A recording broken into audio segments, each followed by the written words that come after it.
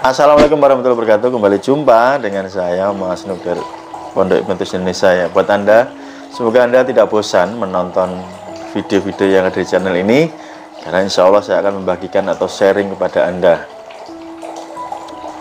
Nah, pada kesempatan yang luar biasa kali ini, izinkan saya sharing ya.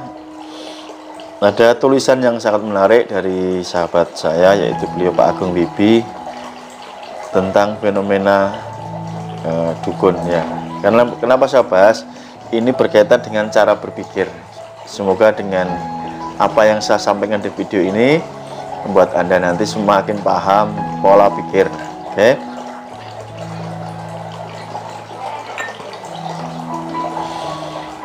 Sebelum saya melanjutkan videonya, buat teman-teman yang belum subscribe seperti biasa ya, silahkan subscribe dulu di sini ya, dan juga Anda aktifkan notifikasi loncengnya. Atau buat Anda yang ingin membeli e-book Kitab Mahir Hipnotis atau yang ingin tergabung di kelas pelatihan saya, Anda bisa hubungi nomor WA yang saya berikan di kolom video atau di deskripsi di bawah video. Oke teman-teman, langsung saja kita bahas tulisan dari Pak Agung Bibi ini dengan judul "Orang akan menjawab sesuai apa yang diketahuinya". Oke, ini menarik sekali. Ulasannya sebagai berikut. Orang datang ke dukun yang terkenal dapat mengeluarkan serangan gaib. Lalu diagnosanya adalah kamu ketempelan jin jahat atau kamu diguna-guna orang. Hampir semua orang yang datang diagnosanya sama seperti itu.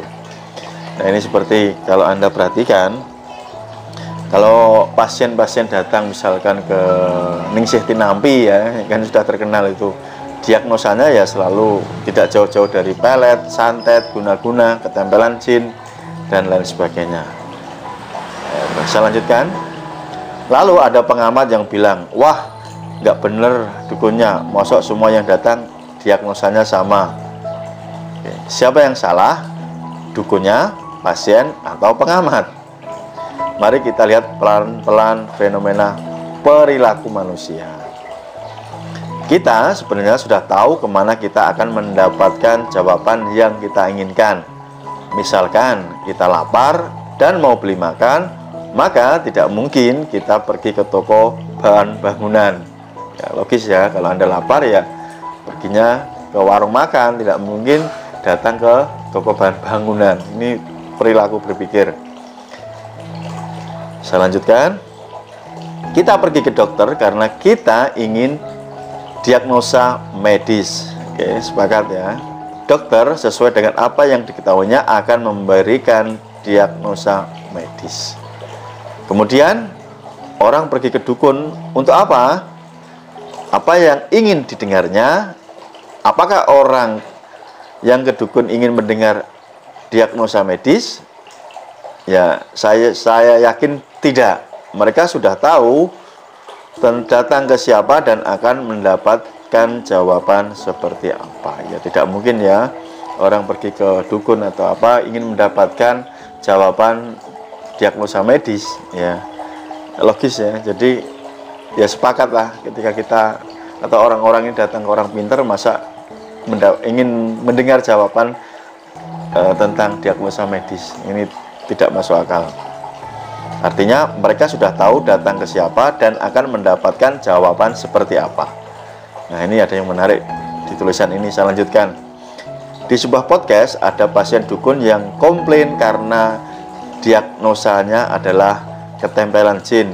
Mengapa komplain? Bukankah jawaban itu yang diinginkan setelah ia tidak puas diagnosa dokter tentang tumor pembuluh darah? Ia juga komplain kalau pengobatan di dukun itu tidak sembuh. Loh, mengapa komplain? Bukankah pengobatan dokter sebelumnya juga tidak sembuh? Mengapa ia tidak komplain sama dokter sebelumnya? Atau mengapa tidak merasa ditipu oleh dokter yang mengobati dan tidak sembuh? Ini bukan tentang benar dan salah, namun tentang perilaku manusia. Perilaku yang tidak tepat dalam menyadari sebuah konsekuensi. Oke, saya lanjutkan. Ini ulasannya cukup menarik. Pergi ke dokter, konsekuensinya adalah mendengar diagnosa medis. Pergi ke dukun, konsekuensinya adalah mendengar diagnosa penyakit gaib.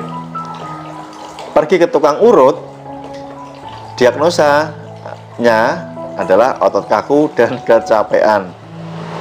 Pergi ke tukang ruqyah, diagnosanya adalah dikeluarkannya jin yang masuk ke dalam tubuh. Pergi ke hipnoterapi, diagnosanya pikiran, trauma, atau kehidupan masa lalu. Pergi ke tukang kuantum, diagnosanya dunia yang diciptakan keliru dan diminta menciptakan dunia baru. Jadi simpel, bukan? Oke ya. Coba nanti Anda ulang jika belum paham kata-kata yang terakhir tadi ya. Jika Anda pergi ke dokter, ya konsekuensinya Anda akan mendengarkan diagnosa medis. Jika Anda pergi ke dukun atau paranormal atau orang pinter, konsekuensinya akan mendengar hal-hal yang berbau dengan gaib. Ya, pergi ke tukang urut, ya konsekuensinya Anda akan mendengar diagnosanya adalah otot kaku, kecapean, kelelahan. Ke peruqyah juga sama, diagnosanya adalah keluar jin yang masuk. Bahkan ke hipnoterapi pun ya diagnosanya adalah pikiran, trauma, dan berbagai macam tentang kehidupan masa lalu. Dan juga pergi ke tukang kuantum, ya diagnosanya juga dunia yang diciptakan keliru dan diminta membuat atau menciptakan dunia baru.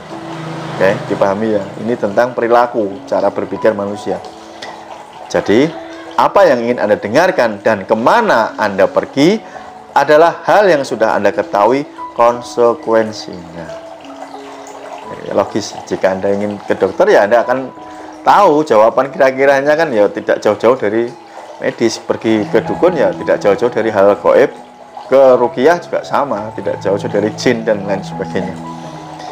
Nah, kalau dukun memberikan diagnosa penyakit medis, ini malah salah karena bukan bidang kompetensinya.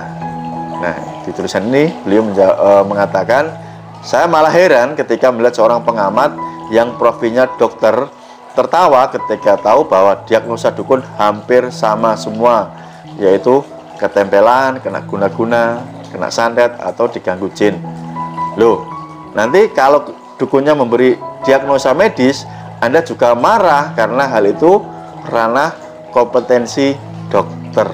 Ya, jika ada medis, ya dokter lalu mengetawain, ya tertawa ketika orang datang ke dukun atau paranormal, diagnosanya ya seputar hal gaib tadi, kok sama semua diagnosanya. Nah, misalkan dukun atau paranormal tadi menjawab tentang medis, ya kemungkinan si dokter juga akan marah karena loh, ini bukan bidang kamu, ya ini bidang kita, kan gitu ya. Oke, kita lanjutkan.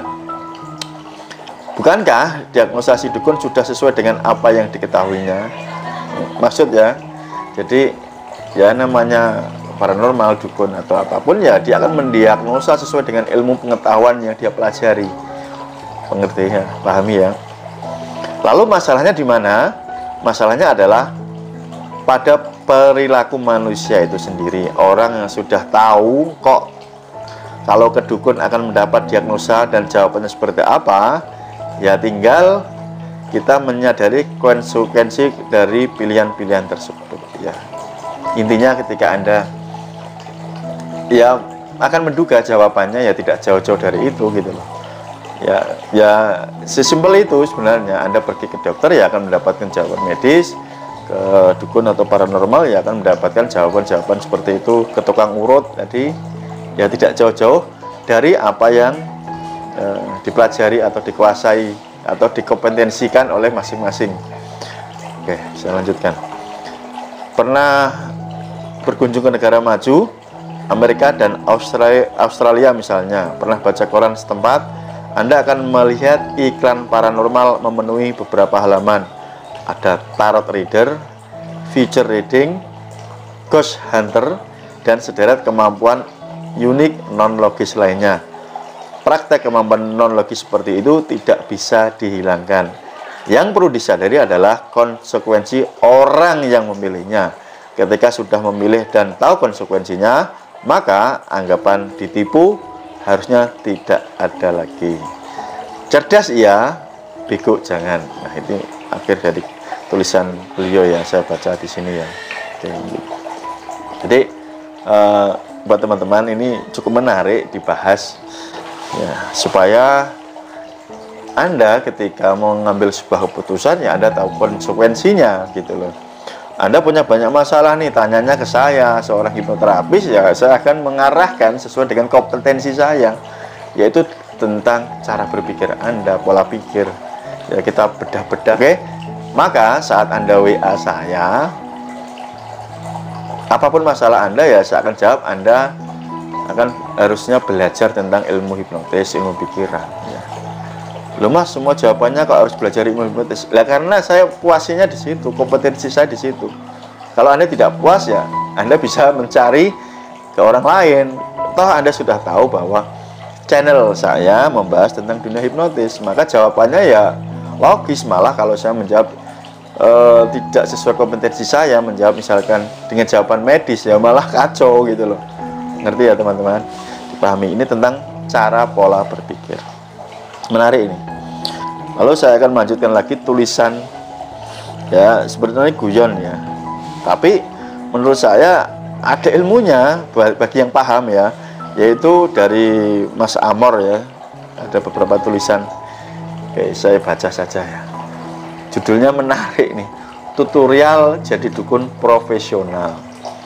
Kiat-kiat jadi dukun fundamental berbasis cocot kencono. Nah, judulnya ini lucu ini. Nomor 6, bikin geleng-geleng. Ini kan lucu gitu loh. Dukun nggak punya skill komunikasi dan persuasi. Wah, parah. Nih, tak kasih lihat kiat-kiat jadi dukun berbasis cocot kencono. Cocot kencono itu ya pinter ngomong ya, paham ya? Pinter umuk, pinter, yes, pokoknya lihai lah. Oke. Yang pertama, minimal kalau mau jadi dukun itu belajar hipnosis dulu setidaknya sampai dapat sertifikat instruktur. Ya, artinya kalau mau jadi dukun profesional ya Anda harus menguasai ilmu hipnotis dengan mahir gitu loh ya. Juga tentang psikoanalisis, baik yang bermuara pada Gustav Jung maupun Sigmund Freud ya, biar paham kerangka berpikir dan perilaku manusia. Oke, jadi buat Anda yang tertarik menjadi dukun, nomor siji ya, nomor pertama ini Anda harus menguasai ilmu hipnosis. Kemudian yang kedua, ditambah NLP, setidaknya agar pinter menggali informasi, mengemas gagasan, lihai menggiring opini, mahir ngeles, dan nggak blunder kalau nyerocos di depan publik. Ini tips yang kedua. Yang ketiga, syukur-syukur mau belajar body language, mikro ekspresi, dan juga ilmu-ilmu terapan lain untuk mendukung supaya tebakan-tebakanmu lebih jitu dan anti rungkat ya. Maksudnya anti rungkat itu ya anti debat ya, selalu benar begitu ya. Kemudian yang keempat, biar kelihatan paham perihal mistik dan klinik, jangan lupa Anda juga ikut berbagai pelatihan, misalkan subtle energy, minim punya pemahaman soal eterik maupun esoterik. Yang kelima, merantau is better, because di perantauan nggak bakal ada yang tahu riwayat dan sanad keilmuanmu. Jadi kalau mau jadi dukun profesional jangan di daerahnya sendiri, keluar daerah yang jauh gitu loh, biar orang nggak tahu dulunya ternyata tukang ngarit, tiba-tiba jadi gus atau ustadz. Nah, paham ya, biar tidak terlacak jejak-jejak kalian gitu. Plus keluarga di kampungmu ya aman dari berbagai ancaman maupun sanksi sosial bila terjadi hal-hal yang embuh di kemudian hari. Ya, untuk menghindari jika ada chaos ternyata dukunnya abal-abal dan las macam-macam gitu kan, keluarga Anda aman gitu ya. Yang keenam, ini menarik ya. 5 atau 10 tahun cukuplah untuk building report ya, atau building report, membangun citra diri dan menggandeng orang-orang berpengaruh pada ormas berkaliber nasional. Yang ketujuh, kalau sudah menasbihkan diri sebagai dukun serta orderan sudah jalan, sebaiknya hindari untuk tampil atau unjuk gigi di sosial media, wal khususon YouTube, kecuali pengen mempertontonkan kegoblokanmu ya. Maka jika ada dukun yang keluar-keluar di YouTube, di sosmed ya malah mempertontonkan kebodohan ya atau kegoblokannya itu, kalau di tulisan yang saya baca tadi. Entah Anda sepakat atau tidak sepakat, menurut saya menarik karena Ya, intinya ketika kita mau menggunakan logika kita, ya kita akan lebih selamat gitu loh ya, belajar yang benar. Oke teman-teman, semoga paparan ini bermanfaat ya. Gak usah serius-serius, tapi ini ada ilmunya cukup dalam ya. Anda tinggal memahami saja. Dan sampai jumpa di kelas pelatihan saya. Masih ada diskon buat Anda yang ingin ikut digabung di privat saya. Terima kasih. Assalamualaikum warahmatullahi wabarakatuh. Tetap semangat. Salam hipnosa.